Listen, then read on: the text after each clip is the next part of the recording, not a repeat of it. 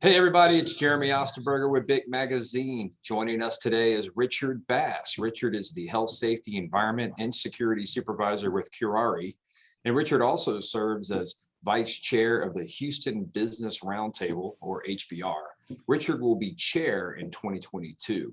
And for those of you who are unfamiliar with HBR, the organization is a nonprofit association established in the early 70s for Houston's construction industry. HBR broadened its purview to include an emphasis on safety and health, workforce development, and best practices, not only for the construction industry, but also for refining and chemical over the years. So Richard, we welcome you and thank you so much for taking the time to join us today.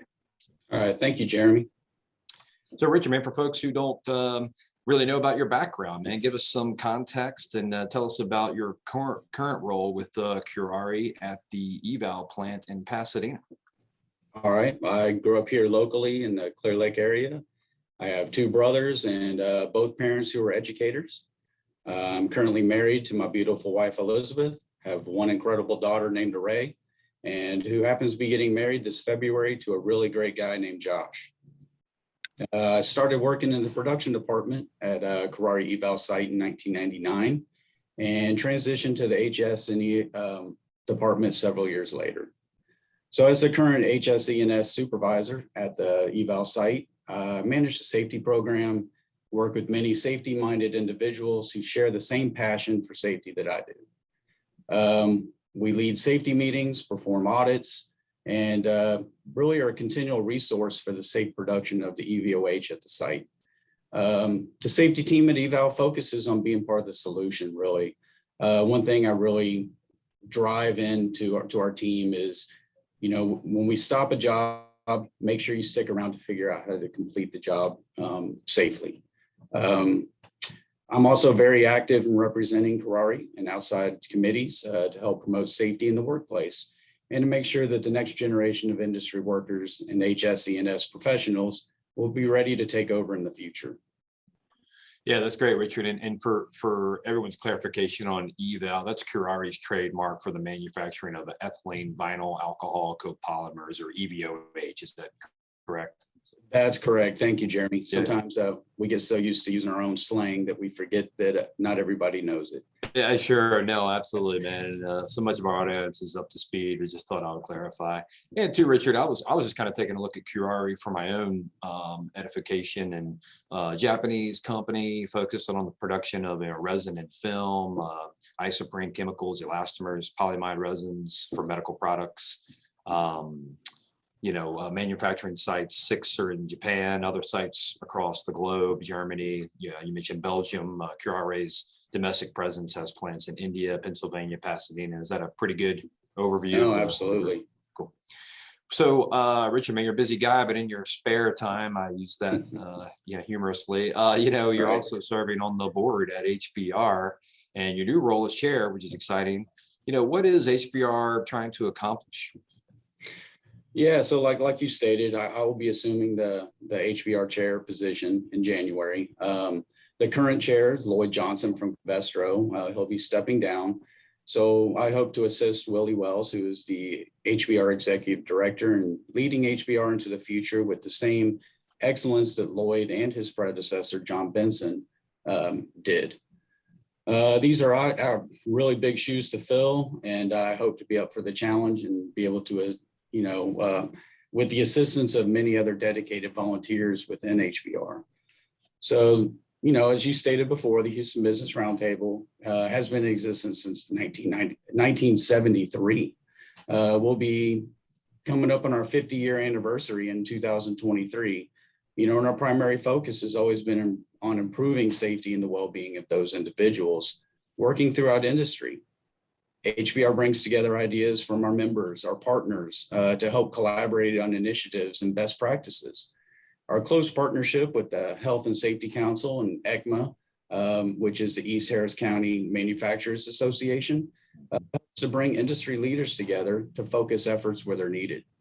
And really, like many other organizations, HBR has had to be creative while staying relevant during this COVID coma that we've all been part of since really March of 2020. I remember that day as soon as they announced the closure of the of the Houston Livestock Show and Rodeo, right? I think that's when everything around here changed. Meetings stopped, interaction between people came to a complete standstill. And really many of our industry partners were left out on islands by themselves. So virtual became the norm. But organizations like HBR, with the collaboration and innovation that was put into significant test, HBR's leadership led by Willie and Lloyd came up with different ways to reach out to members and partners to keep people engaged. We did quite a few surveys during that time, reaching out to our partners, our members. What are you doing to help protect during COVID? What are you, really trying to stay active and share information between, different members, whether it was Dow or it was Lyondell or it was Kuraray or whatever company it was. What were those companies doing to help protect our individuals at those sites? So it was really a collaborative effort, and it was a great experience. And I really think that HBR has grown because of it. No, yeah, good, Richard, and excellent kind of explanation with the last 18 months, how HBR has kind of navigated that as well. So, Richard, what are some of the committees HBR offers for folks that maybe want to get involved? Yeah, absolutely. So again, HBR's mission really is to develop, share, and promote best practices that improve industry performance in areas of safety, health, environment, workforce skills, work quality, productivity, which all have a significant impact on the overall cost that all of our companies navigate. So really, first and foremost, the committee that most people recognize from HBR is the Safety, Health, and Environmental Resource Committee. And it's a source for owners and contractors to learn how to improve their safety performance, updates on the latest regulatory requirements, and other issues related to safety and health of our employees. We also have a new committee, our Industrial Clean Committee, that was started during COVID. And it's really the process behind it is to promote safe and effective processes and training as the standard for which all industrial cleaning workers must follow to perform their crafts work activities. Promote the Water Jet Technology Association standards for all industrial cleaning, including high pressure water cleaning activities in the Gulf Coast, Greater Houston, Texas area. Then we also have our Crane and Rigging Committee, which it promotes safe and effective crane, rigging, and lifting industry-related activities in the refining, petrochemical, oil and gas, and construction industries in the Houston area as well. Our Project Management Committee, and this one is something really for especially a lot of our younger engineers and people who do projects. It provides a forum for owners, engineers, and contractors to address issues specific to project management, engineering, design, construction, and even maintenance. The North American Substance Abuse Program, which most people probably know it from the acronym NASAP, and the North American Background Screening Consortium, which is NABSC. We have the Steering Committee, which is responsible for monitoring the implementation and ongoing operation of both programs that interpret program requirements, reviewing and approving all changes to the written program. Then we also have our Workforce Development Committee. It's been integrated with Petrochem Works that is supported by ECMA as well, and the Association of Builders and Constructors, ABC. So it's there to provide a forum where industry can address contractor, owner workforce issues and influence methods to attract, train, and retain skilled workers, which this is going to be an ongoing situation from now until, probably from the end of time. It's continuous. We continually have to be able to replace those outgoing workers. Yeah, no, absolutely, Richard. And, Richard, thanks for covering a little bit about the value proposition of HBR. I kind of want to pivot back to Kuraray. So I saw that Kuraray was recognized as one of the top workplaces in 2021 and ranking in the top 5 for manufacturing industry in its size and its category. Kuraray has got a lot of other awards. What are some of the reasons you believe the company is given such distinctions, and what separates Kuraray from maybe some other manufacturers? Yeah, absolutely. I think first and foremost, from my perspective, Kuraray's always felt like a family. It's a family first and also a business. something I even talked to, my own family about. Like my daughter grew up feeling like Kuraray was a family. And so at Kuraray, we're committed to safe work environment. Plus, we really place a high emphasis on innovation and collaboration. We encourage ideas from all of our employees all around the world. As we stated before, it's a global company, and we really encourage all of our employees to really provide that next idea. All of these principles have been cornerstones for Kuraray for a long time. It's not something that we just started. And I think our employees not only see that firsthand, but they deeply appreciate it. I know I do. Oh, that's great, Richard. Appreciate the insight into a little bit about the culture. So Richard, let's get into some of the things you guys got going on at the site. The Kuraray Eval Plant Pasadena did complete a turnaround in the spring of 2021. Can you give us some insight on that event? What was the scope of that turnaround? Yeah, absolutely. So, obviously there's some, there were several different issues that came into the turnaround, but we did conduct a turnaround, started in April, it lasted through May. And for many of us, it felt like a continuation of the recovery from Winter Storm Uri. It was, that occurred in February, draw it out, and, through March. And really there were some areas of our plant that still hadn't recovered at the time we went into a turnaround.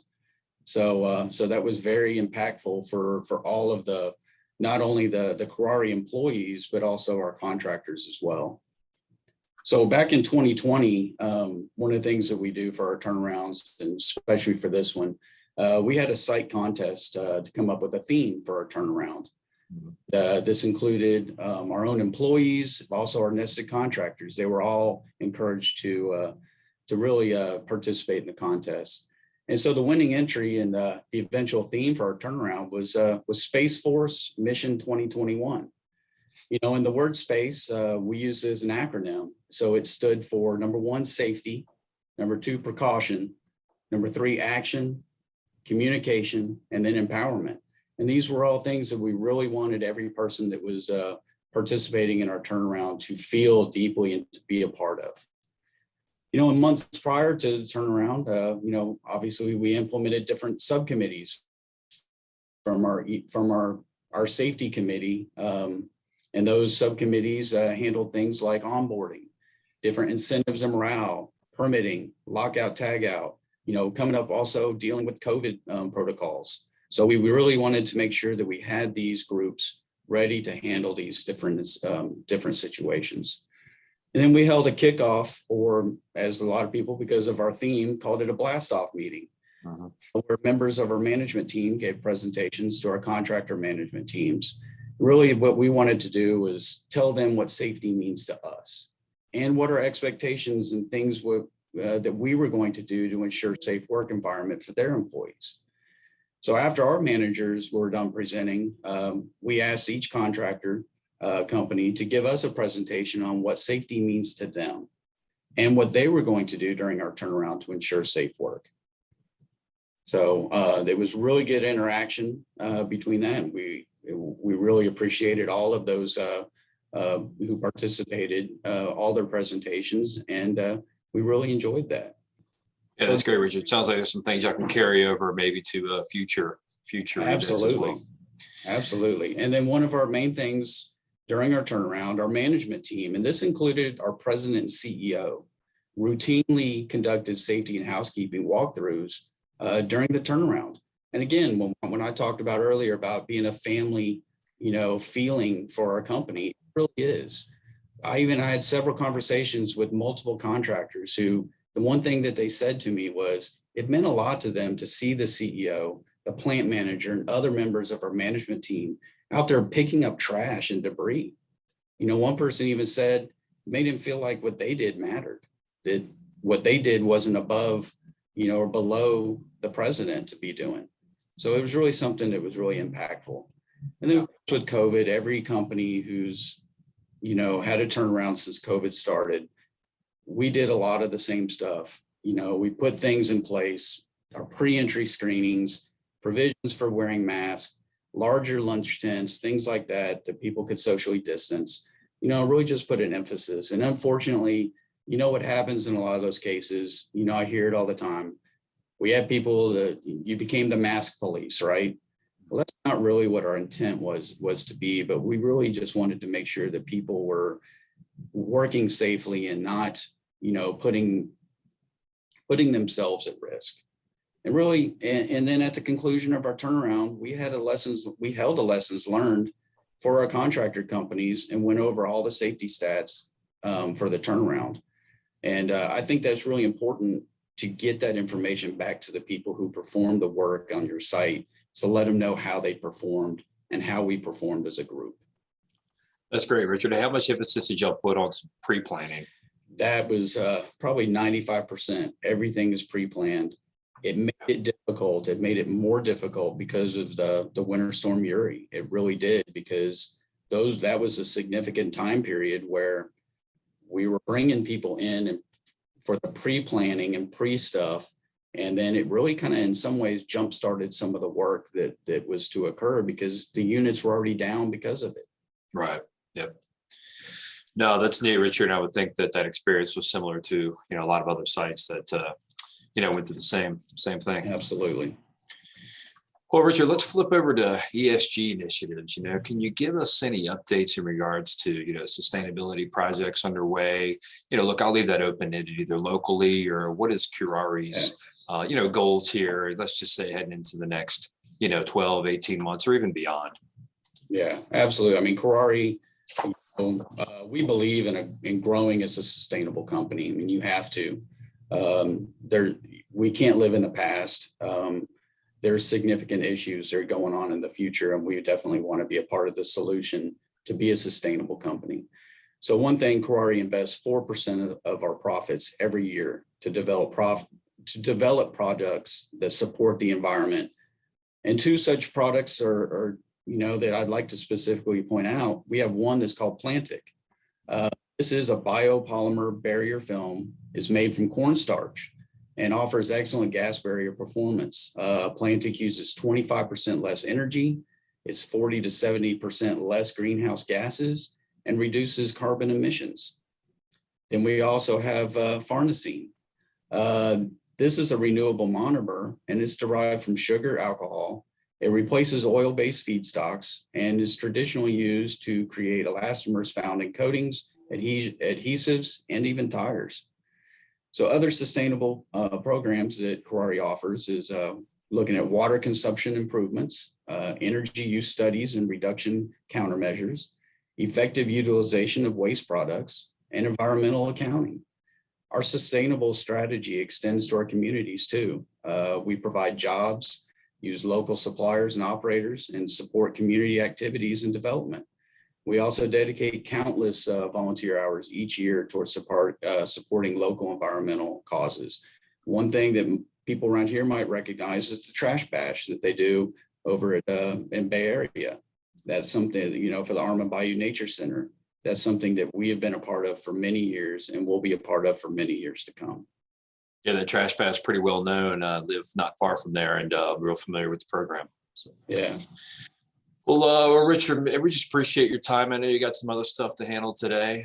Man, we'd love to get you back on as time progresses, and maybe once you get settled in your role as chair at HBR, if there's some other things you want to talk about, more than welcome to come back on with us and talk, workforce development. I'm obviously very passionate about that, and like you said, man, that will never stop. I appreciate you having me on. Again, that's it's something that. A lot of stuff that people are doing, a lot of different committees that a lot of people are on. It's really good to share this information with people who don't really understand industry, and even people who are in industry and looking to get more involved. So yeah, I appreciate you guys having me on today. Yeah, Richard, absolutely. So if anyone would like to learn more about the Houston Business Roundtable or how to get involved with HBR, go to HOUBRT.com. And for more about Kuraray, visit Kuraray.com. It's KURARAY.com. Richard, we've enjoyed having you. For everyone that participated today, we are most grateful for our audience. Please like and share this recording with colleagues. And for more industry news, videos, webinars, and podcasts, visit BICmagazine.com. And remember, everyone, it's what we do together that counts.